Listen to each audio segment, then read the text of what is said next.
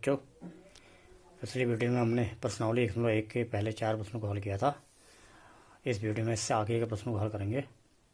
तो पहले पाँचवा प्रश्न है, मोहन अपने बैंक खाते में 2000 रुपये जमा करता है और अगले दिन इसमें से 1642 रुपये निकाल लेता है। यदि खाते में से निकाली गई राशि को ऋणात्मक संख्या से निरूपित किया जाए तो खाते में जमा की गई राशि को आप कैसे निरूपित करेंगे? निकासी के पश्चात मोहन के खाते में शेष राशि ज्ञात कीजिए। ठीक है, तो अगर निकाली हुई खाते को ऋणात्मक में दिखाएंगे तो जमा की धनराशि को धनात्मक में दिखाएंगे। दोनों उसी एक दूसरे के उल्टे हैं। मैंने पिछली बार समझा रखा है, अगर कोई चीज़ में बढ़ोतरी हो रही तो धनात्मक से है तो कमी को ऋणात्मक से होगा।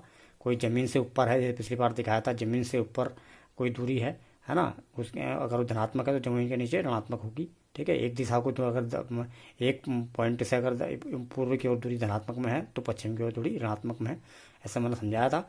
ठीक है, तो आपने लिख दिया जमा की गई धनराशि को धनात्मक संख्या से निरूपित किया जाएगा। इसलिए अगर 2000 रुपये जमा है तो उसको प्लस का 2000 दिखा दिया और निकाले गई धनराशि क्योंकि वो माइनस में हो गई। ठीक है, तो अब ये ट्रांजैक्शन हुआ तो उसके खाते में है ना, ये भी हुआ है ये भी हुआ है, तो दोनों को प्लस करके दिखाएंगे, लेकिन इसको माइनस को प्लस करके दिखाएंगे। ठीक है, बाद में ताकि वो कट जाए, तो कि बाद में माइनस के बराबर ही हो जाए। तो आपने निकासी के बाद शेष धनराशि के लिए क्या करेंगे, एक बार इसको लिखेंगे, फिर एक बार इसको लिखेंगे और बीच में प्लस करके दिखाएंगे, ताकि प्लस माइनस से ये माइनस हो जाता है। यानी आप भी समझ रहे होंगे, जब इतना पैसा जमा है 2000 में और में से जब इतना पैसा निकाल दिया गया है तो नेट रिजल्ट इनका माइनस के बराबर तो होगा। ठीक है, तो नेट रिजल्ट तो इसका और इसका अंतर ही होगा, लेकिन उसको ऐसे दिखाया जाएगा क्योंकि ये निकाली वाला माइनस है। तो एक तरह से मैंने बोला ना, माइनस योग और अंतर के नियम एक साथ चलते थे, यानी माइनस क्या है, एक तरह से प्लस का स्पेशल केस है, तो उसको इसमें प्लस करके दिखाएंगे क्योंकि ये ट्रांजेक्शन ही हुआ है ना, उसी में अकाउंट में ट्रांजेक्शन हुआ है। पहले 2000 रुपये का ट्रांजेक्शन हुआ, फिर इतने रुपये का ट्रांजेक्शन हुआ, समझ लीजिए, यानी कुल ट्रांजेक्शन आपका ये हो रखा है। तो उसमें माइनस को प्लस करके दिखाएंगे, तो यानी नेट रिजल्ट वो माइनस उसके माइनस के बराबर हुआ है, यानी बराबर 358 रुपये। ठीक है, इसके बाद प्रश्न नंबर 6, रीता बिंदु ए से पूर्व की ओर बिंदु बी तक 20 किलोमीटर की दूरी तय करती है। उसी सड़क के अनुदिश बिंदु बी से वह 30 किलोमीटर की दूरी पश्चिम की ओर तय करती है। यदि पूर्व की ओर तय की गई दूरी को धनात्मक पूर्णांक से निरूपित किया जाता है तो पश्चिम की ओर तय की गई दूरी को आप कैसे निरूपित करेंगे? बिंदु ए से उसकी अंतिम स्थिति को किस पूर्णांक से निरूपित करेंगे? ठीक है, ये भी वही चीज़ है। अगर वो कह रहा है, जैसे मैंने अभी बोला था, पूर्व की ओर दूरी अगर प्लस से है तो पश्चिम की ओर दूरी ऋणात्मक से। क्या लिखा है मैंने? पश्चिम की ओर दूरी तय की गई दूरी को ऋणात्मक पूर्णांक से निरूपित करेंगे। अब वो दूरी है कितनी? देखो, इधर को 20 चला है तो वो प्लस का 20 हो गया, और इधर को -30 चली है तो माइनस का 30 होगा। जैसे तो कुल चली गई दूरी, जैसे पिछली बार वो ऐड किया था, तो वो 20 में -30 को जोड़ रहे हैं। ठीक है, तो वही हो गया प्लस माइनस माइनस, तो 20 किलोमीटर में 30 किलोमीटर माइनस, यानी उसको नेट रिजल्ट -10 किलोमीटर हो गया। ठीक है, तो इसलिए अंतिम स्थिति को -10 से निरूपित करेंगे। और ऐसे भी आप समझ लीजिए, देखो इधर को प्लस में है तो इधर को प्लस 20 चला है, तो अगर वो इधर को आ जाता है तो इधर को फिर यहाँ से आने के बाद 30 किलोमीटर, यानी ए से पहले बी में पहुँचा है प्लस 20 दूरी तय करके, फिर बी से क्या हुआ, वो ए को भी पार करके इतने 30 पहुँच गया यहाँ। यानी जब वो ए में पहुँचा होगा तो यानी -20 तो यहीं कट गया हमारा। -20 से जब इतना ए में आया होगा तो -20 तो यहीं पर कट गया, तो -10 और चला होगा। -20 और -10 पूरा -30 चला होगा, तभी तो यहाँ पहुँचा होगा इसी पर। यानी कहने का मतलब है 20 तो यहीं कट गया और बाकी -10 और चला होगा, यानी कुल दूरी कितना, यानी ए से आप कितनी दूरी पर है, वो -10 दूरी पर है। तो यानी देखा जाए अभी -10 ए से सी पहुँचने की दूरी कैसे निकालेंगे आप तो कुल दूरी टोटल करेंगे ना, ए से बी तक की दूरी को और बी से लेकर पूरी सी तक की दूरी को टोटल करेंगे, तब नेट दूरी आप ए से लेकर सी पर कितनी दूरी पर दिखाएंगे। तो ए से लेकर बी की दूरी में बी से लेकर सी तक की दूरी को जोड़ेंगे, तो ए से लेकर बी दूरी 20 है और बी से लेकर सी तक की दूरी -30 है। तो यानी वो लास्ट में उसकी नेट वैल्यू क्या होगी, प्लस माइनस कट के -10। यानी देखिए ए से वो केवल 10, यानी -10 का मतलब ए से आप केवल 10 किलोमीटर की दूरी पर है, और वही बाईं ओर। ठीक है, पश्चिम की ओर। ठीक है, ये मतलब होता है, इसको समझ लीजिए इस तरह से। ठीक है, अच्छा प्रश्न नंबर 7, किसी मायावी वर्ग में प्रत्येक पंक्ति, प्रत्येक स्तंभ एवं प्रत्येक विकर्ण की संख्याओं का योग समान होता है। बताइए निम्नलिखित में कौन सा वर्ग मायावी वर्ग है? बच्चों, मायावी वर्ग मैजिक स्क्वायर से बोलते हैं। तो ये देखिए, ये पहला इसका चित्र है। इसमें क्या होता है, प्रत्येक पंक्ति आ रहा, पंक्ति का मतलब ये ऐसे खड़ी में बाएं से दाएं में हो रही है। ये वर्ग, यानी वर्ग तो है ये 3 3 6 3 9 पूरे 9 वर्ग हैं, और 9 मिला ये पूरा बाहर से भी वर्ग है। ठीक है, तो ये वाले वर्ग जो हैं ये ऐसे ऐसे ऐसे, ये क्या है, पंक्ति, एक पंक्ति है, तो इसको हमने दे दिया R1। R मैंने रो होता है इंग्लिश में, तो R1। ये दूसरी पंक्ति है, ये तो इसको R2। ये तीसरी पंक्ति तो R3। तो R1 पंक्ति, R2 पंक्ति, R3 पंक्ति। तो ये क्या कर, और ऐसे अगर इसको नीचे को देखें तो ये पहला स्तंभ, दूसरा स्तंभ, तीसरा स्तंभ, तो स्तंभ को इंग्लिश में बोलते हैं कॉलम। तो C1, C2, C3, ठीक है बच्चों।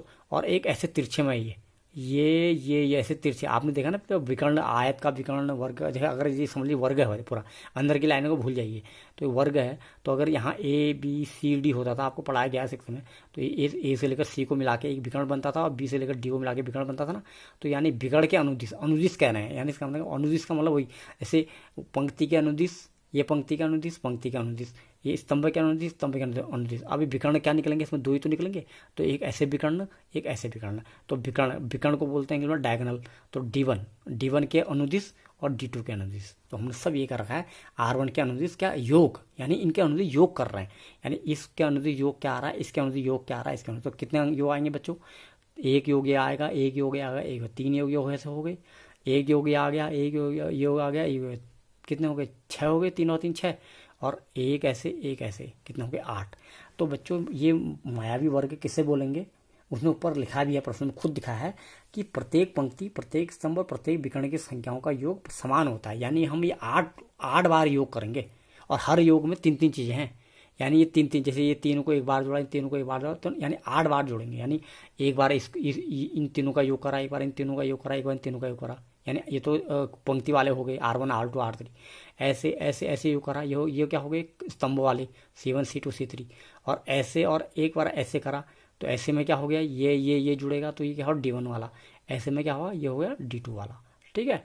ये तो आप समझ लीजिए। तो ये 8 प्रकार से जो योग एक समान आएगा, तब इसे हम मायावी वर्ग कहेंगे, और अगर नहीं आएगा तो ये मायावी वर्ग नहीं होंगे। अब देखिए, तो हमने क्या लिखा है, R1 के अनुदिश योग बराबर ये धन ये, R2 के अनुदिश योग बराबर ये धन, अनुदिश माने अनु माने पीछे, उसकी दिशा में, C1 के अनुदिश योग बराबर ये, C2 के, C3 के, D1 के, D2 के, ठीक है बच्चों। अब ये जो प्लस कर रखे हैं, इसको आप देखो, आपको पूरा समझा रखा है। सबसे पहली वीडियो मैंने जब बनाई थी पूर्णांकों के बारे में, कि मैंने कहा था जब ऐसे सवाल होते हैं तो पहले गुणा के नियम लगते हैं, ठीक है। मैंने पूरा सामान्यीकरण एक एक समझा रखा है, ठीक है। और अभी भी हम जिसे क्वेश्चन कर रहे हैं सब वही लग रहे हैं। तो पहले गुणा के नियम कैसे, मतलब एक ब्रैकेट के अंदर कोई चिन्ह होता है, जैसे इसके ब्रैकेट के अंदर एक चिन्ह है, ब्रैकेट के बाहर चिन्ह है, तो पहले ये इस ब्रैकेट के चिन्ह का ब्रैकेट के बाहर के चिन्ह से गुणा हो जाएगा, तो प्लस माइनस माइनस हो जाएगा, यानी ये गुणा के नियम लग गई। और जब इसके बाद सिंपल रूप में हो जाता है सवाल, इस रूप में आ गया ये, अब इसके बाद क्या हो जाता है, योग और अंतर के नियम। मैंने बार बार नियम लिखाए थे, और ये खाली नियम ही नहीं लिखाए थे, मैं बार बार समझा भी रहा हूँ, कि समझाया है मैंने पहले, कि इसके बाद पहले कर्म नियम आता है, इसमें भी बोर्ड मास समझ लीजिए आप, bracket open, division, multiplication, addition, subtraction, यानी एडिशन मल्टीप्लिकेशन का नियम पहले होता है, एडिशन सब्ट्रैक्शन बाद में आते हैं। यानी गुणा के नियम पहले आके फिर जब ऐसे रूप में आ जाता है, तो आपने क्या करना है, माइनस वालों को एक तरफ जोड़ देना, प्लस वालों को एक तरफ जोड़ देना, यानी फिर उन 3 का भी केवल 2 हो जाएगा। यानी पहले तो इस रूप में है, तो वो इस रूप में आ जाए। और ये अभी इसी प्रश्न में नहीं, आगे भी प्रश्न है इसी एक्सरसाइज में, नहीं आगे भी, इतनी बार डिटेल में हर बार नहीं बताया जाएगा इतना, तो अब मैं फिर भी इसको मैंने करा रखा है, आप समझ लीजिए। इसके जैसे R1 के अनुदिश में इसको जोड़ा होगा ना, तो एक तो इनका अपना चिन्ह होता है, और एक इनको प्लस करना है तो बाहर से प्लस देना ही पड़ेगा, तो वो तो प्लस करने के लिए हम बाहर से प्लस दे रहे हैं, लेकिन फिर जैसे ही प्लस बाहर से दे दिया, अंदर से भी कुछ चिन्ह है उनका, ठीक है बच्चों। एक चीज़ है, जैसे यहाँ पर भी मैंने जोड़ा है, जब खुद ही अपना वो प्लस होता है ना, तो उसको ब्रैकेट में रखने की जरूरत नहीं होती है, ठीक है, क्योंकि वो मैंने बोला ब्रैकेट क्या होता है, 2 चिन्हों को अलग करने की यूज होता है। वो खुद ही प्लस है तो +3 डायरेक्ट लिख देंगे, अगर इसका अपना माइनस होता तो +-3 ऐसे दिखाया जाएगा।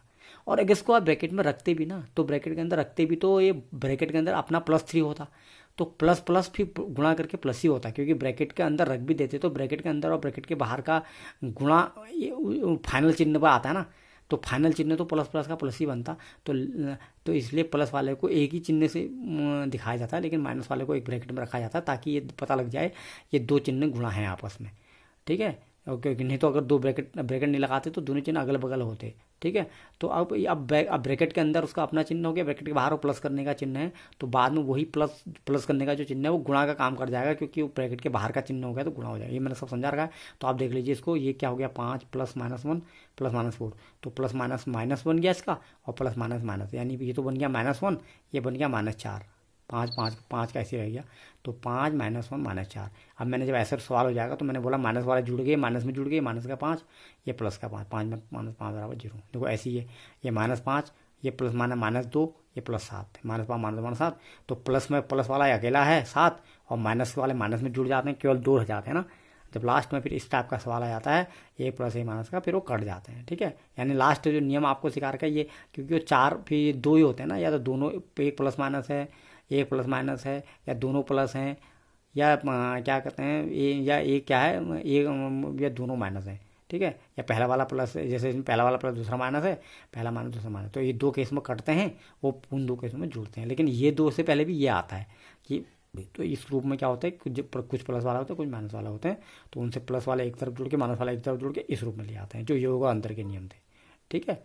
तो ये मैंने योग अंतर के नियम कराने के बाद सामान्यीकरण कराया था कि इस नियम से में जब 3-4 होंगे तो पहले 3-4 से पहले 2 ही बनाए रखेंगे, फिर 2 वाले को फिर वो 4 नियमों से सॉल्व कर देंगे। और ये वाला भी कब आता है, वो गुणा के नियम लगा के। वैसे इसमें 0 + 3 करके देखो, ये 0 में प्लस 0 तो कोई फर्क नहीं पड़ता, प्लस में जोड़ माइनस में जोड़, 3 का 3 हो गया, प्लस माइनस माइनस का माइनस हो गया 0। ऐसे ये 5 - 5 0 बन गया, ये -1 ये -2 बन जाएगा, ये +3 देखो, -1 -2 +3, तो ये भी -3 और +3 कट के 0। लेकिन अब इनका देखो -4 + 7 -3, ये -4 + 7 और ये -3, तो इनको सॉल्व करके -7। तो ऐसे आप इनको सबको देखेंगे बच्चों, आपको सब समझा रखे हैं, तो लास्ट में आप इसको देखेंगे, देखिए तो इसको देखेंगे तो इसका उत्तर देखो 0 प्लस माइनस का माइनस और प्लस माइनस का -4, तो क्या बन गया, -6 बन गया इसका उत्तर। देखो इन सब योग का सबका योग 0 आ रहा था, लेकिन लास्ट वाले का योग क्या हो गया, -6। तो हमने क्या लिख देना है, क्योंकि सभी योग समान नहीं है अतः योग मायावी वर्ग नहीं है, ठीक है। बस आपने इस तरीके से इसे करना है, समझ गए आप। तो अगर आप ऐसे दूसरा वाला पार्ट है उसमें होमवर्क है, वो आप में उसमें मायावी वर्ग आएगा, मैंने आपको बता दिया, आपको हिंट दे दिया, उसमें आप ऐसे जोड़ेंगे तो उसमें सब समान आ जाएंगे। तो आप लिखोगे चूंकि सभी योग समान हैं और यह एक मायावी वर्ग है, इसलिए मायावी वर्ग है, ठीक है, समान आ जाएगा। और आपको ऐसे सबके सब योग करके उसमें दिखाना है, ठीक है। ठीक है, अब इसमें क्वेश्चन नंबर 8 है, ए और बी के निम्नलिखित मानों के लिए ए माइनस ब्रैकेट के अंदर -b बराबर a + b का सत्यापन कीजिए, ठीक है। वैसे तो बच्चों आप समझ ही रहे हैं, देखो ये हमने इतने नियम सिखा रखे हैं, तो a -b आ रहे, माइनस प्लस ही होगा, वो a + b के बराबर तो होगा ही होगा, है ना। तो लेकिन इसको आप मतलब जो संख्याओं के लिए, इसको हमने क्या करता है, ए और बी के संख्याओं के लिए तो हमने देख चुके हैं ऐसा होता है। अब इसको ए और बी के लिए हमने वेरीफाई करना है, तो क्या दे दिया हमने, ए को और बी को संख्या देनी है कुछ, ठीक है। तो ए को क्या देनी है, पहले वाले केस में देखो इसी पे 4 पार्ट करा रखे हैं, मैंने आपको 2 पार्ट होमवर्क कर रखे हैं, 2 पार्ट मैंने कर रखे हैं।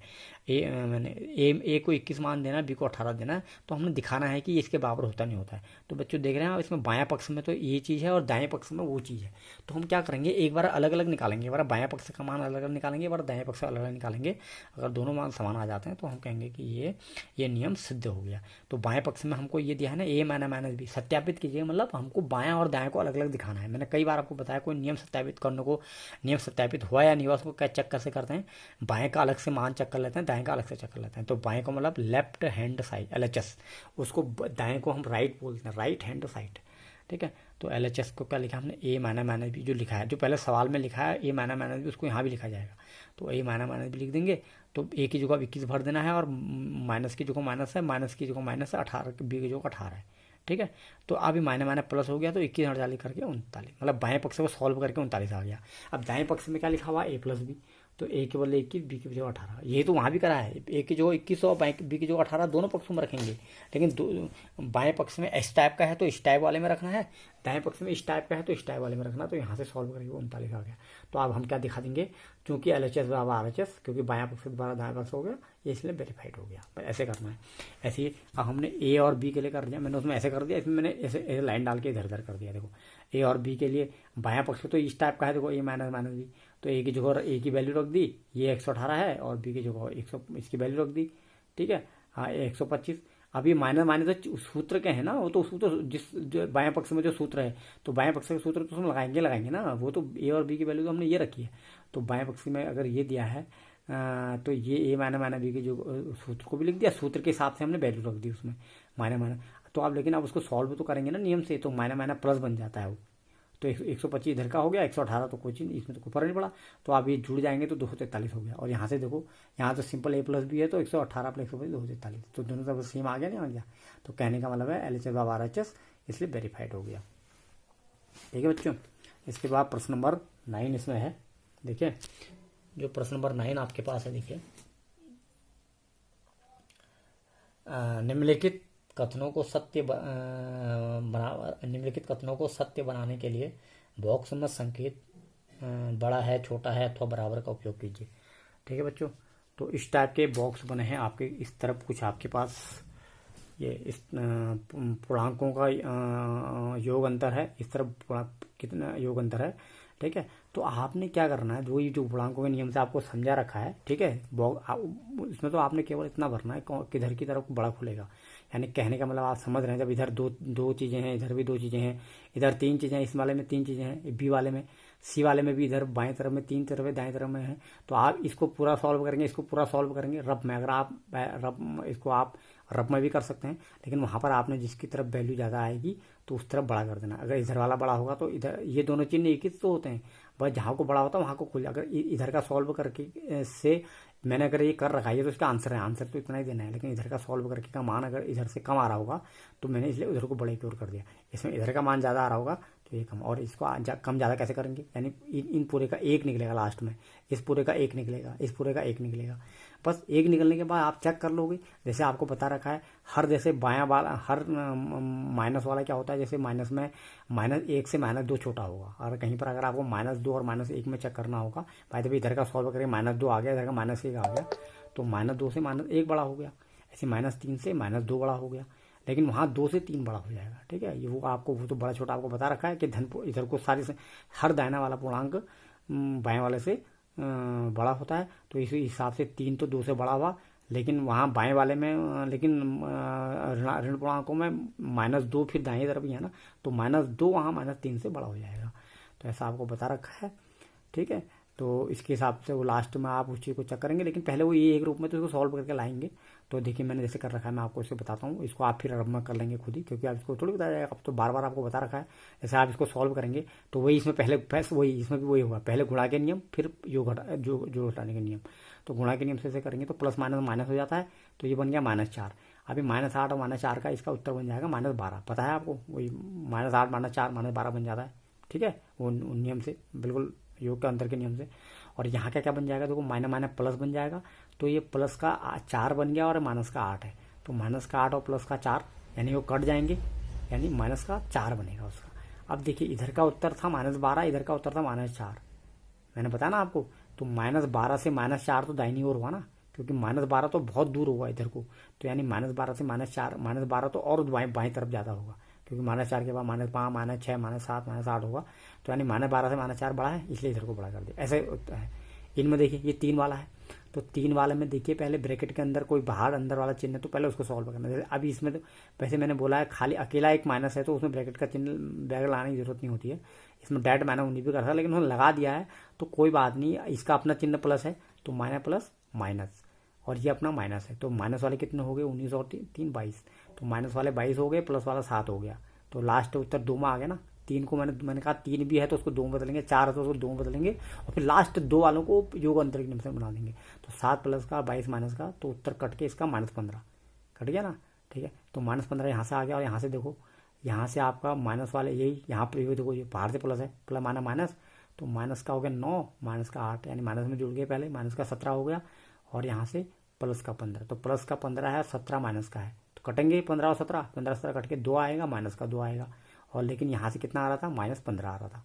ठीक है, तो -15 से -2 बड़ा हुआ नहीं हुआ बच्चों, देखो इसलिए इस तरफ बड़ा कर दिया, और समझा आपको। ऐसे यहाँ देखिए 23 - 41 प्लस, तो इसमें 2 प्लस वाले तो प्लस वाले जुड़ जाएंगे, तो प्लस वाले जुड़ के 23 और 11 हो जाएगा 34, और ये हो जाएगा -41, 34 और 40 एक दूसरे काटेंगे, तो नेट रिजल्ट आ जाएगा -7। और यहाँ से देखिए, यहाँ से प्लस वाला अकेला है, और माइनस वाले देखो कितना हो गए 52 हो गए, तो माइनस का 29 हो जाएगा। 23 और -52 में 23 प्लस का हो गया, 52 माइनस के हो गए, फिर उन दोनों का क्या बन जाएगा, कट के 52 23 को काट देगा ना 29 बार, -29, तो यहाँ से हो गया -29, और यहाँ से कितना हो गया था प्लस -29, और यहाँ से हो गया था आपका -7, तो -7 जो भी है -29 से तो बड़ा ही है ये, भाई -7 है, -29 से बहुत दूर हुआ ना, तो इधर का वाला बड़ा हो गया। ऐसे ई वाले में देखिए ये, फिर इसका सॉल्व करेंगे, प्लस माइनस माइनस, तो माइनस का 24 और माइनस का 15, माइनस प्लस माइनस, तो -24 -15 जुड़ के माइनस का 39 माइनस में जुड़ के, और यहाँ प्लस का 39, यानी इधर की वैल्यू होगी 0। अब इधर देखिए इधर आपका 36 प्लस का है, ये दोनों माइनस, नहीं ये भी प्लस का होगा, ये माइनस माइनस प्लस, तो ये प्लस का हो जाएगा, ये प्लस का हो जाएगा, यानी 36 36 72, 72 तो प्लस के हो जाएंगे और प्लस माइनस माइनस, यानी माइनस 52 का हो जाएगा। यानी 72 प्लस के माइनस 52 माइनस के, तो 72 माइनस 52 कट के 20, यानी इधर उत्तर 0 आ रहा था, उधर 20 आ रहा था, माइनस में कोई नहीं आ रहा है, लेकिन 0 से 20 तो बड़ा ही होगा ना, देखो इसलिए वो बड़ा हो गया। अच्छा इधर का देखिए, ये इधर का प्लस वाले प्लस जोड़ लो, तो प्लस वाले हो गए आपके 51 में 79 जोड़ोगे तो 130, और 130 प्लस के हैं, 231 माइनस के हैं। ठीक है, आप इनको सबको एक करके चेक करके रख, मैं आपको एक सब चीज़ पढ़ा रखी है, इसलिए मैंने इसको कुछ करा नहीं रखा है। ठीक है, वैसे भी उत्तर इतना ही देना है, सब आप इसको रब में फिर करके देख सकते हैं। जैसे मैं कह रहा हूँ 51 और 79 करके देखो 130 आएगा, आप जोड़ेंगे इसको रब में 130 प्लस का 231 माइनस का हुआ, तो मैंने हमेशा बोला ना प्लस माइनस कटते हैं, तो काटेंगे तो मेरे दिमाग में मैंने बोला है कि 2 प्लस माइनस होंगे, तो आप दिमाग में ये रखना है कि 231 में से 100 जो 30 आ रहा है वही कटेगा, घटेगा तो इसी में से, लेकिन बड़े वाले में माइनस चिन्ह है तो बड़ा वाला वो चिन्ह उत्तर पर आएगा। तो इसको जोड़ के जो 130 आ रहा है वो इसमें से कटेगा, तो 231 में से 130 को आप जब घटाओगे तो कटने का मतलब क्या होता है, वो 101 माइनस आ जाएगा उसमें, तो माइनस का 101 आ जाएगा वो। ठीक है, ऐसे इसको सॉल्व करेंगे तो इसका वैल्यू देखो, ये 159 और 81 जुड़ेगी पहले, ये हो जाएगा 240, और 240 प्लस का है लेकिन 399 माइनस का है, तो देखो अगर ये कटेंगे तो इतना माइनस की वैल्यू नहीं ज़्यादा है, तो माइनस का 159 आ जाएगा। तो देखिए बच्चों, यहाँ भी ये भी माइनस, ये भी माइनस, लेकिन ये 159 माइनस का है, ये 101 माइनस का है, तो अगर 0 से शुरू करेंगे तो 101 माइनस नजदीक आएगा, 159 माइनस तो बहुत दूर आएगा ना, इसलिए 101 वाला माइनस बड़ा है 159 वाले माइनस से। ठीक है, मैंने 5 के 5 पार्ट समझा दिए, और ये आपको अच्छी तरह पहले बताया भी गए हैं।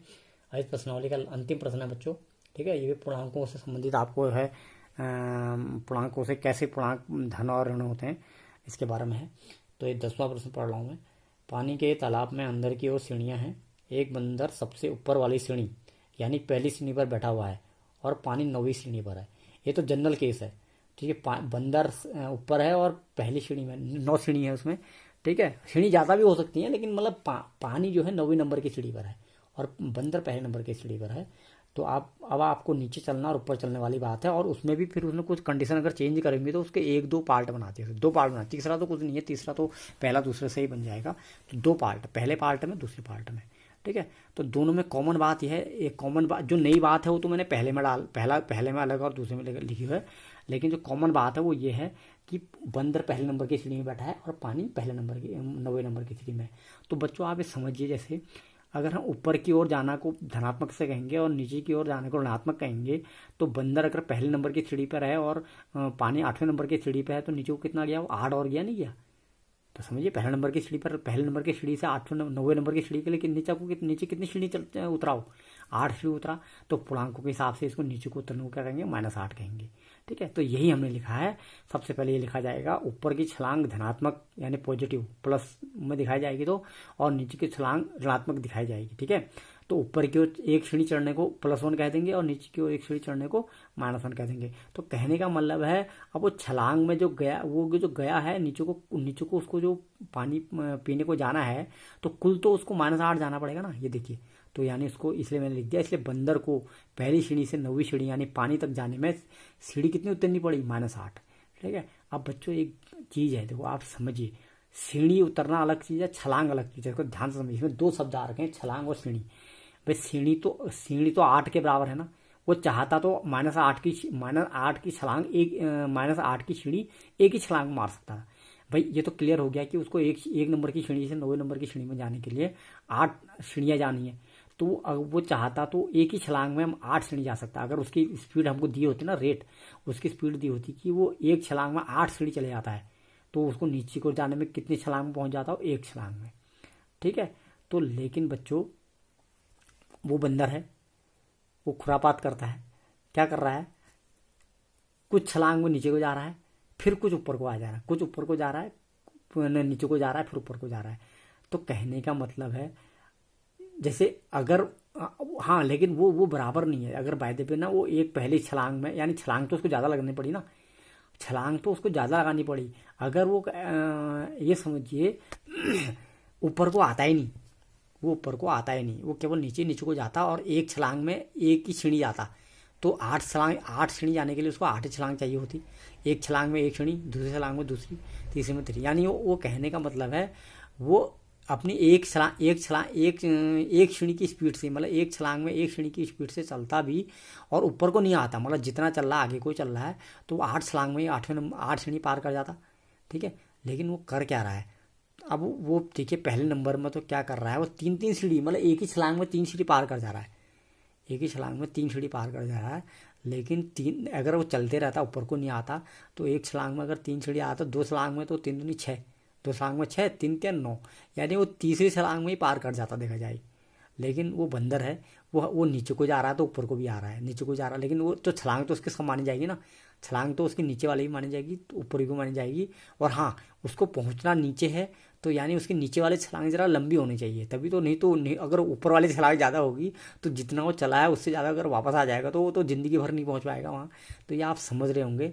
तो उसको एक छलांग में अगर वहाँ उसको अगर कुछ छलांग, भले उसको 20 छलांग लग जाए, ऐसे छलांग तो ज़्यादा लगेंगी उसको, क्योंकि जितना जा रहा है उसके बराबर तो फिर ऊपर आ जा रहा हो, लेकिन उसके बराबर नहीं आ रहा, थोड़ा सा कम आ रहा है। ठीक है, तो लेकिन थोड़ा थोड़ा तो बड़ा रहेगा ना, उससे थोड़ा सा कम भी रहेगा, तो थोड़ा थोड़ा तो आगे को बड़ा रहेगा। जैसे अगर वो एक छलांग में 3 सीढ़ी नीचे चले गया, फिर दूसरी छलांग में थोड़ा ऊपर आ गया, वो 2 सीढ़ी ऊपर आ गया, तो नेट रिजल्ट तो उसका एक छलांग का तो नीचे रहा ही ना। 3 नीचे चल के अगर 2 सीढ़ी, अगर 3 सीढ़ी नीचे चढ़ के अगर 2 सीढ़ी ऊपर पहुंच गया हो, ठीक है, तो ये देखा जाए तो अपनी पुरानी स्थिति से तो एक सीढ़ी आगे है ही हो फिर भी। तो ऐसे ऐसे उसकी प्रगति, उसकी प्रोग्रेस देखी जाएगी बच्चों। तो यानी कुल प्रोग्रेस में उसको कितना जाना, -8, और कुल हमको वो पहले लगा दिया हमने -8। तो हमको बच्चों इस तरह से दिखाएंगे कि जो नेट रिजल्ट है उसका -8 आना चाहिए, क्योंकि नेट तो उसको -8 जाना है ना। तो अब उसको दिखाएंगे कैसे, उसको ऐसे दिखाएंगे कि एक छलांग में 3 सीढ़ी अगर नीचे और अगली छलांग में 2 सीढ़ी ऊपर जाता है, क्योंकि पहला केस क्या है इसमें, अब देखो पहला केस क्या है, वह एक छलांग में 3 सीढ़ी नीचे की ओर और अगली छलांग में 2 सीढ़ी ऊपर की ओर जाता है, तो कितनी छलांग में पानी के स्तर तक पहुंच पाएगा। तो कहने का मतलब है यानी और हमने तो पहले कह दिया, नीचे वाली सीढ़ी माइनस में दिखाएंगे, ऊपर वाली सीढ़ी प्लस में, यानी ये सब छलांग है। ये पहले नंबर की छलांग है जो -3 के बराबर है उसकी, क्योंकि पहले वाली सीढ़ी उसको 3 नीचे को ले जा रही है, दूसरी वाली छलांग उसको 2 सीढ़ी ऊपर ले जा रही है, ये तीसरी सीढ़ी फिर क्रम से। हालांकि रियल लाइफ में बताओ बंदर ऐसा भी नहीं होता कि करेक्ट 3 छलांग नीचे जाएगा, करेक्ट 2 ही ऊपर आएगा, लेकिन आप उसमें सवाल के हिसाब से दे रखा है कि करेक्ट एक छलांग में वो 3 सीढ़ी नीचे जा रहा है और अगले में ठीक 2 ऊपर आ रहा है, फिर नीचे जा रहा है, फिर ऊपर आ रहा है। तो आप इतना तो आपको भी समझ में मैंने बता रखा होगा। तो नेट रिजल्ट तो उसका थोड़ा सा एक नीचे को बढ़ेगा ना, क्योंकि अगर वो 3 ही नीचे को जा रहा हो, 3 ही ऊपर को आ रहा होता ना, तब तो वो कभी जिंदगी भर नहीं पहुंचता, जितना नीचे गया उतने ऊपर आ जा रहा है। लेकिन आप देख रहे हो जितना नीचे जा रहा है ऊपर को उतना नहीं आ रहा है, थोड़ा कम आ रहा है वो। ठीक है, तो कहने का मतलब अब अगर मैं आपको पूरा नहीं भी सॉल्व करूँ, इतने का भी सॉल्व करूँ ना, इतने अभी सॉल्व करूँ -3 2 को, तो इसका नेट रिजल्ट तो -1 आया ना, 3 नीचे को गया 2 ऊपर गया, तो इसका रिजल्ट -1 हुआ, और यानी माइनस में बढ़ रहा है। फिर इन दोनों का सॉल्व -3 +2 करके फिर -1 आया, यानी -1 यहाँ से मिल गया था, -1 यहाँ से मिल गया, तो कितना हो गया -2, यानी माइनस में बढ़ रहा है। तो नहीं तो धीरे धीरे तो धीरे धीरे कुछ छलांगों में पहुंच तो जाएगा वो, यानी अगर -1 -2 बढ़, यानी नेट रिजल्ट हमारा -8 तो आ ही जाएगा ना। ये -8 क्यों लिखा, ये तो क्लियर है, ये तो फाइनल उसको एक नंबर की सीढ़ी से 90 नंबर की सीढ़ी में जाना है, तो आप -8 चाहिए। तो अब हम ऐसे गिनेंगे बच्चों कि कितनी बार हमको -3 +2 -3 +2 करके -8 पहुंच जाए। तो हमने हिसाब लगाया, तो हमने माइनस वाला 6 बार लिए थे वो क्रम से, 3 छक्का 18, -3 छक्का 18 और 2 वाले 5 बार लिए, तो 2 पंजे 10, तो 10 प्लस के और 18 माइनस के हो गए, तो कट के -8 आगे ना आ गया। और 2 प्लस और शुरुआत को जाना उसको नीचे को है। अब 2 वाले 5 क्यों हुए, 3 वाले 6 क्यों हुए, क्योंकि उसमें जाना नीचे को है, तो पहले शुरुआत तो नीचे को करेगा ना। तो पहला वाला माइनस, फिर 2 प्लस का, ठीक है, पहला, तीसरा, चौथा, पांचवा, छठा, सातवां, आठवां, नौवां, 10वां, 11वां, ये 11 नंबर की छलांग में वो पहुंच गया वहाँ। यानी पहले ये सब छलांग है, यानी ये दिखा रहा है कि पहले नंबर की छलांग माइनस वाली, दूसरी वाली छलांग प्लस वाली, तीसरे नंबर की, चौथे नंबर की। ठीक है बच्चों, हाँ ठीक है। ये तो पहले नंबर की, दूसरे नंबर की, तीसरे नंबर की, चौथे नंबर की, पांचवें नंबर की, छठे नंबर की, सातवें नंबर की, आठवें नंबर की, 9वें नंबर की, 10वें नंबर की। ये पहले नंबर की नीचे को जा रही छलांग, नीचे को जा रही है, तो दूसरे नंबर की छलांग ऊपर को जा रही है। और छलांग भी कैसी है, वो छलांग 3 सीढ़ी नीचे की ओर है, ये सीढ़ी को दिखा रहा है, और ये 2 सीढ़ी ऊपर को। तो लास्ट में इसकी वैल्यू आपने देख लिया कि 11वें नंबर के बाद देखो ये -8 आ रहा है। ठीक है, क्यों देख लो, वैसे ही देख लो, मैंने वैसे बता दिया। आप अगर अलग अलग गिन ले तो -3 1 बार, 2 बार, 3 बार, 4 बार, 5 बार, 6 बार तो -3 है इसमें, तो कुल तो -18 हो गया होगा। और 5 बार इसमें वो है, क्योंकि वो वहाँ से शुरू करा और लास्ट में वहीं पहुँच गया ना। तो कहने का मतलब है ये -3 वाले ज़्यादा बार हो गए हैं, ठीक है। यानी कुल मिला के आपने ऐसा हिसाब लगाना है कि -3 + 2 -3 + 2 करने के बाद कौन से नंबर पे आप -8 पहुँच, आपने 11वें नंबर पे -8 पहुँच जाएंगे। ठीक है, ऐसे देख लो तो 6, क्योंकि -3 6 बार आ रखा है 11 बार में, तो 18 माइनस के हो गए, और 2 5 बार आ रखा है, 1 2 3 4 5, 2 10 प्लस के हो गए, तो 10 और 18 देखो कट के माइनस का 8 आ गया। तो यानी हमने कह दिया अभिष्ट छलांगे बराबर 11। तो बच्चों अगर नीचे आना है तो यही ऊपर आने के लिए भी तो होगा। हाँ, लेकिन ऊपर आने में क्योंकि पहला क्रम ऊपर को जाएगा तो पहली छलांग क्या होगी, प्लस वाली होगी। अब क्या कर रहा है अगले वाले में, दूसरे पार्ट में, अगर देखो दूसरे वाले में क्या लिखा है उसने, पानी पीने के पश्चात वह वापस जाना चाहता है। इस कार्य के लिए वह एक छलांग में 4 सीढ़ियां ऊपर की ओर और अगली छलांग में 2 सीढ़ियां नीचे की ओर जाता है। कितनी छलांगों में वह वापस सबसे ऊपर वाली सीढ़ी पर पहुंच जाएगा। तो कहने का मतलब है अब उसको पानी पी के ऊपर अपनी जहाँ बैठा था अपनी सीट में जाना है। तो कहने का मतलब है वो 90 नंबर अब ऊपर को जा रहा है पहले नंबर पे। तो कहने का मतलब अंतर तो 8 ही है ना, लेकिन ऊपर की ओर अंतर क्या दिखाया जाएगा, प्लस में दिखाया जाएगा। यानी यहाँ पर नेट रिजल्ट, पहले आप इसको कर लेंगे, नेट रिजल्ट 8 रहेगा, लेकिन अभी यहाँ पर इसकी स्पीड ज़्यादा हो गई है। यहाँ पर स्पीड क्या हो गई है, नियम तो वही है, ऊपर की ओर ऊपर की श्रेणी प्लस में दिखाई जाएगी और नीचे की श्रेणी माइनस में दिखाई जाएगी, लेकिन वो रेट भी अलग हो गया है। यानी ऊपर की श्रेणी यानी ऊपर की, अब वो एक ऊपर वाली छलांग कितने के बराबर है उसकी, 4 के बराबर। क्या करा, एक छलांग में 4 श्रेणी ऊपर की ओर। और देखो जब नीचे को जाना था स्वाद नीचे से करी थी, ऊपर को जाना तो स्वाद ऊपर से करेंगे, तो स्वाद में 4 से करिए। और यहाँ भी वही काम कर रहा हो, अब उसको ऊपर पहुँचना है तो यानी 4 ऊपर जा रहा था, फिर 2 पीछे की ओर आ रहा है ये। यानी जैसे वहाँ माइनस प्लस चल रहा था ना, और नीचे को जाना था फिर ऊपर को आ जा रहा था, अब ऊपर को जाना है फिर नीचे को आ जा रहा है। और 4 2 का रेट है, वहाँ 3 2 का रेट था, तो 4 ऊपर की ओर 2 नीचे की ओर, 4 ऊपर की ओर 2 नीचे की ओर। यानी आप देखेंगे इसमें फाइनल आपका क्या होगा। और वैसे भी ना देखो, ये देखो लास्ट में देखो उसको नीचे ही जाना था, तो शुरू भी उसने नीचे से करा था, नीचे की ओर करा था, लास्ट भी नीचे की ओर करा था, ये भी समझ लीजिए। इसमें जाना ऊपर की ओर है तो शुरू भी ऊपर की ओर करा, लास्ट भी ऊपर की ओर करा है। ठीक है, तो आप देखेंगे 4 4 4, तो 4 3 12, प्लस वाले तो क्या हो गए 12 हो गए, और माइनस वाले 2 ही बार आया, माइनस 2 बार, एक माइनस हो गया, माइनस के कितने हो गए 4, प्लस वाले 12 हो गए, माइनस के 4 हो गए, तो कट के 8 आ गया। यानी ऊपर की ओर का 4 की रेट हो गया ना।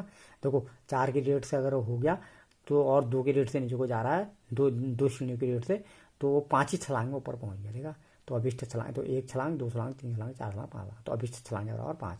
समझिए बच्चों, तो ये पूरी चीज़ हो गई। ऊपर के छलांग धनात्मक से, नीचे के छलांग माइनस है, तो ऊपर की ओर श्रेणी को +1 कह रहा है, नीचे को एक